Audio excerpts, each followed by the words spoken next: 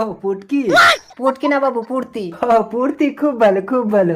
Hello, তোমার নাম কি? থাক, থাক, থাক। আমার নাম সেতু। সেতু? জঘন্য জঘন্য। গ্রামের মেয়েরাই ভালো হয় বাবু। কি বলিস ঘামাচি? আমার তো পুটকিকেই ভালো লেগেছে। আবার এই পুটকি বন্ধ করুন।